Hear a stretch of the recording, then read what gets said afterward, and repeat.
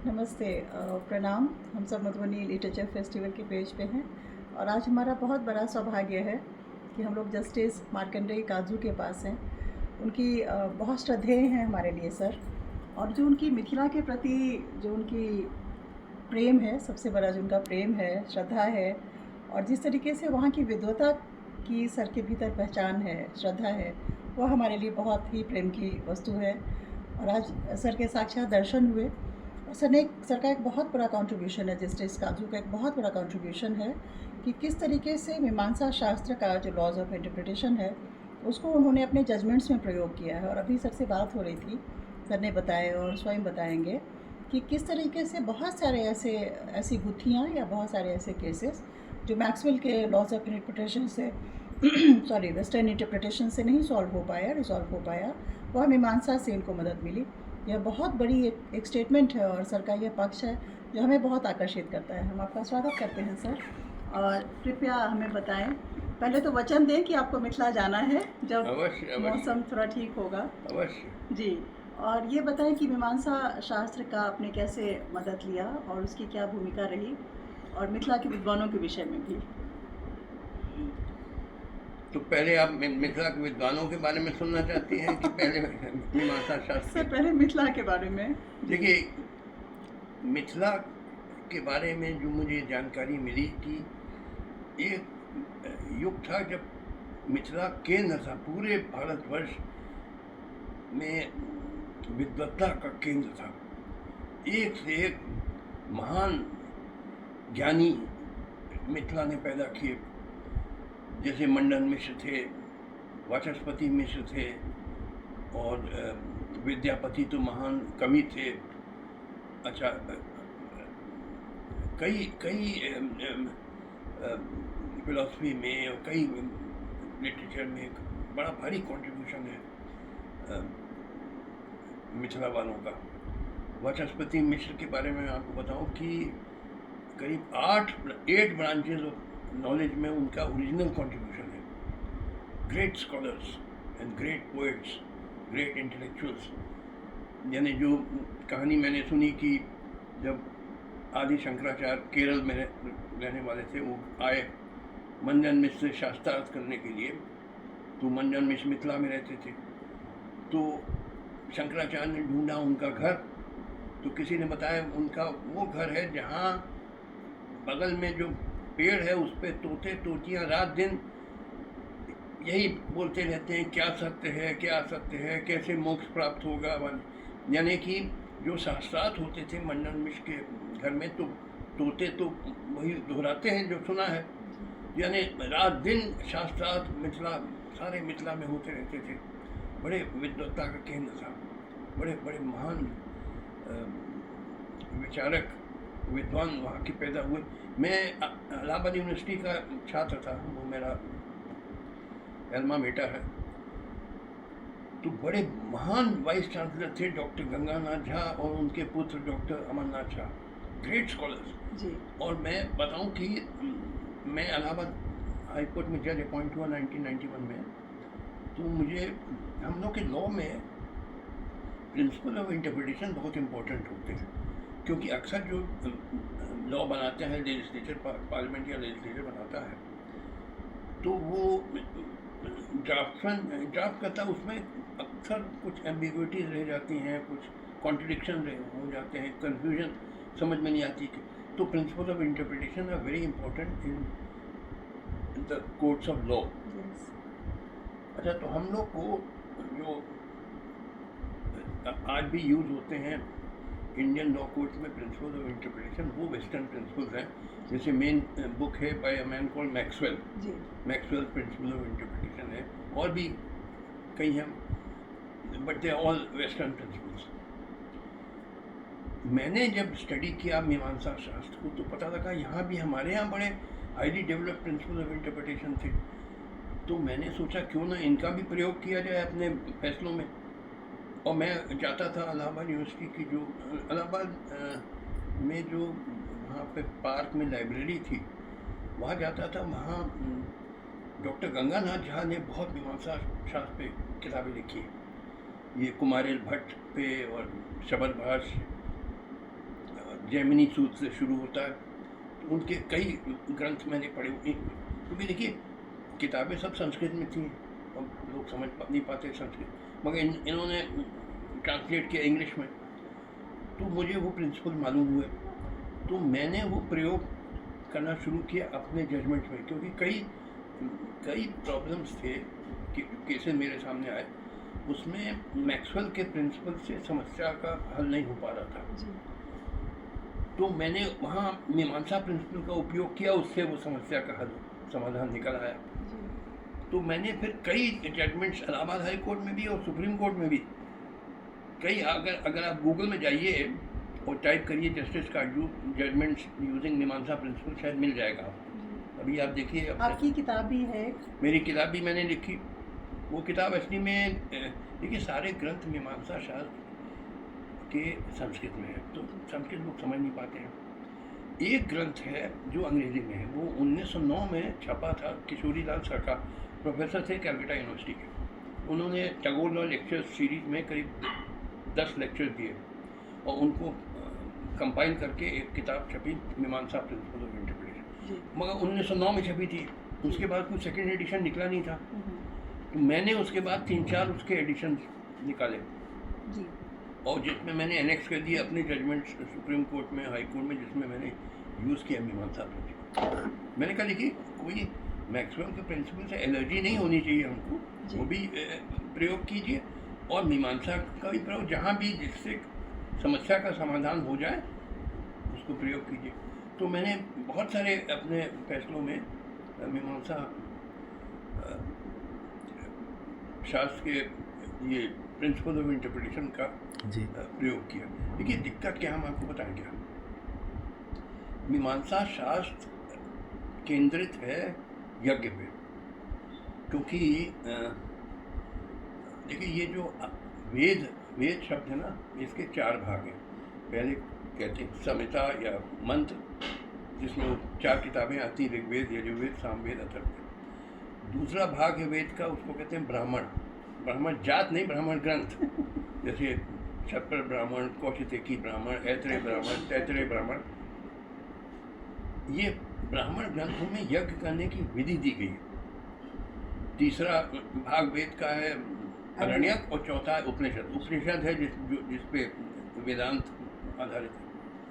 तो प्राचीन काल में हिंदू धर्म जो था उसमें न मंदिर होते थे, न मूर्तियाँ होती थी, न राम थे, न कृष्ण थे, न हनुमान थे। आजकल तो हिंदू धर्म है कि आप मंदिर जाइए और राम कृष्ण हनुमान की पूजा कीजिए। प्राचीन काल में ये नहीं होता था, न मंदिर थे, न मूर्तियाँ, नहीं, ये सब नहीं थे। न भगवान थे, वो जो थे वो जो वैदिक गॉड्स थे, जैसे इंद्र या अग्नि, सूर्य, नेचर गॉड्स वो थे। और पुराने ज़माने में Hindu religion consisted in performing of the यज्ञ। अच्छा, यज्ञ करने का method was prescribed in the second part of the Ved, which is called the Brahmans. ब्राह्मण ग्रंथ हैं, उनमें दिए गए कई यज्ञ थे। अग्निहोत्र था, दर्शपौन मास था, बहुत सारे यज्ञ थे फॉर डिफरेंट पर्पस। तो कैसे परफॉर्म किया जाए वो ब्राह्मण ग्रंथों में मेथड दिया गया था। मगर ब्राह्मण ग्रंथों में दिक्कत क्या थी कि उसकी भाषा अक्सर स्पष्ट नहीं थी, अक्सर उसमें एम्बिग्यूटी थी, कॉन्ट्रडिक्शन थे, कन्फ्यूजन थे। तो उनको इंटरप्रेट करने के लिए प्रिंसिपल ऑफ इंटरप्रिटेशन बनाए पड़े, क्योंकि देखिए एक सिद्धांत था कि यज्ञ जैसे दिया गया है ब्राह्मण ग्रंथों में बिल्कुल एग्जैक्टली एज प्रिस्क्राइब्ड आपको करना है, वरना बेकार हो जाएगा, और बल्कि कई कहते थे उससे नुकसान आपका हो जाएगा, काउंटर प्रोडक्टिव। तो you have to do it exactly as prescribed. मगर कैसे करें एग्जैक्टली एज प्रिस्क्राइब्ड, वहाँ तो कन्फ्यूजन है, कई ब्राह्मण ग्रंथों में एम्बिग्यूटी है, कॉन्ट्रडिक्ट। तो उसको रिजॉल्व करने के लिए प्रिंसिपल ऑफ इंटरप्रिटेशन बनाए गए। जैसे जैमिनी के सूत्र से शुरू होता है, फिर शबर भाष्य, फिर कुमारिल भट्ट, और फिर 2 ब्रांचेज हो गए मीमांसा के, कुमारिल का ब्रांच और एक प्रभाकर का ब्रांच, एंड सो बहुत सारे ग्रंथ लिखे गए। तो प्रिंसिपल ऑफ इंटरप्रिटेशन बनाए गए। अब देखिए ये प्रिंसिपल ऑफ इंटरप्रिटेशन बड़े रैशनल और लॉजिकल थे, और इनका शुरू में तो प्रयोग किया गया है फॉर रिलीजियस पर्पसेस, यज्ञ करने के लिए, ताकि यज्ञ ठीक से किया जाए। मगर क्योंकि ये इतने रैशनल लॉजिकल थे कि यही प्रिंसिपल ऑफ इंटरप्रिटेशन आगे चल के अन्य विद्याओं में भी प्रयोग होने लगे, जैसे हमारे लॉ में भी same principle which were initially made for religious purposes, they were not made for law, मगर आगे चल के वो लीगल फील्ड में यूज़ होने लगे, फिलोसफी में यूज़ होने लगे, कई जगह यूज़ होने, सब जगह, यानी they became of universal application. तो मैंने कोशिश की कि इसको रिवाइव करें कि भाई, मैंने कहा देखिए वेस्ट से जो नॉलेज आई है उससे कोई एलर्जी नहीं होनी चाहिए, बहुत अच्छी अच्छी चीज़ें हमको सीखनी है वेस्टर्न कंट्री से। तो मैक्सवेल के प्रिंसिपल जो जिससे एक कुछ समस्या हल हो जाए उसका आप ज़रूर प्रयोग करिए, but why should we have allergy to Mimamsa principle? Absolutely, दोनों का प्रयोग करिए जिससे कोई समस्या हल हो जाए, उसका प्रयोग। ये मैंने कई जजमेंट में यूज़ किया, मगर अनफॉर्चुनेटली मेरे बाद किसी ने नहीं किया। कोई आदमी है, वकील लोग भी पैसा बनाने में बिजी हैं, उनको इसमें कोई इंटरेस्ट नहीं। और भाई all this requires a degree of intellectualism yes, absolutely. which is missing. They are not interested. I think this is a major intervention which unfortunately I think has not been followed after you. आपके बाद नहीं हो सका, लेकिन आपके जो किताबें उपलब्ध है और आपने जो जजमेंट्स दिए हैं उनको पढ़ करके आशा करते हैं कि आगे भी इस पे जो विधि के क्षेत्र में जो लोग काम कर रहे हैं वो काम करेंगे। आपको हमारे यहाँ मिथिला वाचस्पति मंडन और विद्यापति के यहाँ आप कब चल रहे हैं? सारे मिथिलावासी आपका इंतजार कर रहे हैं। आएंगे ज़रूर। देखिए पहले let me complete what I was saying. Sure. जितने ही मीमांसा शास्त्र के ग्रंथ हैं संस्कृत में, और आजकल बहुत कम लोग संस्कृत समझते हैं जी। सिर्फ एक ग्रंथ है अंग्रेजी में, वो है एक प्रोफेसर किशोरीलाल सरकार थे, कैलकाटा यूनिवर्सिटी प्रोफेसर। उन्होंने करीब 10 लेक्चर दिए टैगोर लॉ लेक्चर सीरीज में जी। और वो 10 को collectively they were printed in a book in 1909 called मीमांसा प्रिंसिपल ऑफ इंटरप्रिटेशन, 1909 में जी।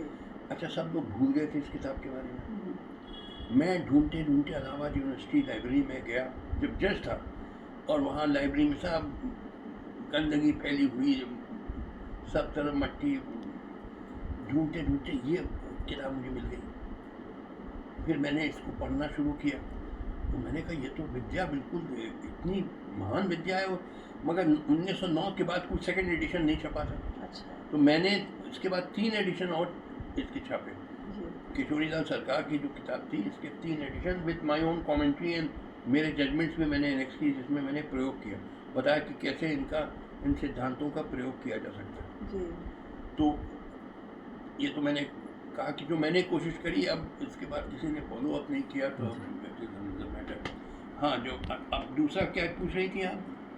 कब जाएंगे वाचस्पति मंडन के घर? मैं बहुत उत्सुक हूँ जाने का, बहुत इच्छा है जाने की, मगर कब जाएंगे तो ये अभी तो देखिए इतनी गर्मी पड़ रही है, जून का महीना है जाने लायक है नहीं। एक अपील दे दें वैसे लोगों से मिथिला के जो ज्ञान के केंद्र हुआ करते थे संस्कृत के, पर अब उन्होंने संस्कृत एक तरीके से छोड़ दिया है, तो युवाओं से, बच्चों से क्या कहना चाहेंगे संस्कृत के विषय में, ज्ञान परंपरा को पुनर्जीवित करने के विषय में?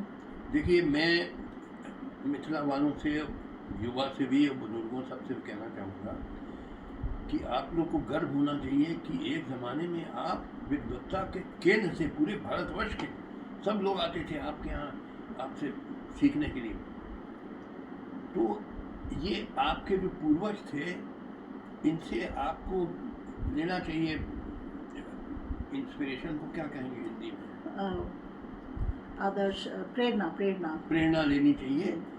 और अब आपको देखिए एक चीज़ मैं बताऊँ, आज भारत में बड़ी भीषण समस्या है, गरीबी की बड़ी व्यापक गरीबी है, व्यापक बेरोजगारी है,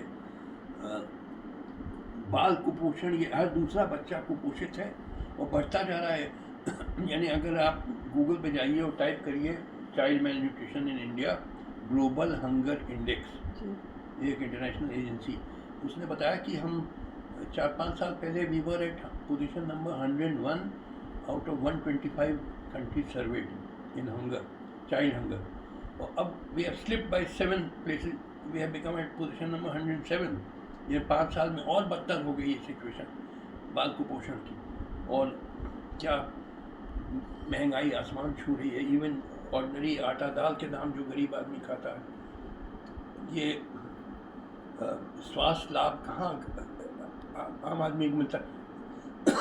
आपके दिल्ली में बड़े अच्छे अच्छे हॉस्पिटल्स हैं, मैक्स है, फोर्टिस है, मेदांता है, अपोलो है और तमाम हैं बड़े अच्छे अच्छे, मगर ये बड़े महंगे हैं, आम आदमी जा ही नहीं सकता है। तो क्या कहाँ जाता है आम आदमी जब बीमार पड़ता है? वो ही गोज टू क्वैक्स, जिसको कहते हैं झोला छाप डॉक्टर, कोई डिग्री बिग्री नहीं है, बनावटी डॉक्टर। मगर क्या कर गरीब आदमी, बहुत क्वैकरी बहुत फैल गई है, बहुत फैल। Number of quacks would be 10 times the number of regular doctors. कोई पूछने वाला है? आप ऑल इंडिया मेडिकल इंस्टीट्यूट चले जाइए, जो टॉपिक प्रीमियर इंस्टीट्यूट कहलाता है इंडिया का। It looks like a railway station, हज़ारों लोग बेचारे बैठे हैं कई दिन तक, कोई पूछने वाला नहीं। सामने सफदरजंग हॉस्पिटल है, उसका भी यही हाल है। गरीब आदमी को कहाँ स्वास्थ्य लाभ मिलता है? एजुकेशन का क्या हाल है? कुछ IIT में अच्छी शिक्षा दी जाती है, बट कितने आए? बाकी आम स्कूल पर बिल्कुल यूजलेस, कोई कायदे की पढ़ाई नहीं होती, टीचर्स कोई इंटरेस्ट नहीं लेते। तो ये भारत की जो महान समस्याएं हैं, इनका समाधान निकालना है।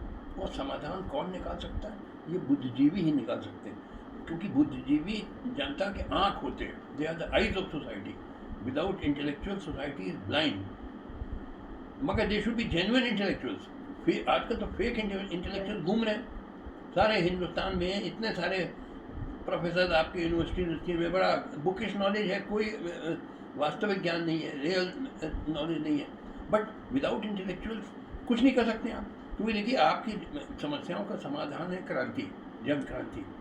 Without a people's revolution none of this problem may be solve. वो महान बड़ी क्रांति बड़ी भयंकर चीज़ होती है, बड़े करोड़ों लोग मारे जाते हैं उसमें, बड़ी कुर्बानियाँ देनी पड़ती हैं, और 15-20 साल चलेगी। तो उसके लिए patriotic modern minded leaders are required, जो कि जनता को रास्ता दिखाएं। वो है नहीं आजकल। आपके जो नेता, पॉलिटिकल नेता, दो कौड़ी के लोग हैं, चाहे किसी भी पार्टी के। मैं कोई विशेष पार्टी की बात नहीं कर रहा हूँ, सारे पार्टी के पॉलिटिकल लीडर बिल्कुल दो कौड़ी के लोग, कोई यहाँ है नहीं। बस वो एक्सपर्ट है किसमें? पोलराइजेशन में, जनता में नफरत फैलाना, कास्ट या रिलीजन के नाम पे, ताकि वोट बैंक मिले हमारा। ये हाल है आपका। हमको जेन्युइन लीडर चाहिए, अब वो आएंगे, वक्त लगेगा, आई एम कॉन्फिडेंट हो जाए, बट अभी नहीं दिखाई देते। तो इसके लिए इंटेलेक्चुअल बहुत वेरी इम्पोर्टेंट। और आप मिथिला के लोग बेसिकली आपके ब्लड में है इंटेलेक्चुअलिज्म। आपके पूर्वज से आपको जो मिली है विरासत मिली है, बड़ी महान विरासत मिली है। अभी आज तो मैंने सुना मिथिला का हाल ठीक नहीं है, जैसे पूरे हिंदुस्तान का हाल ठीक नहीं है। बहुत एजुकेशन का भी बहुत दुर्दशा है, सब चीज़ मैं मानता हूँ। मगर आप सोचिए, आपके तो खून में है विद्वत्ता, आपके खून में है ये इंटेलेक्चुअलिज्म, जिससे आप जनता को रास्ता दिखा सकते हैं।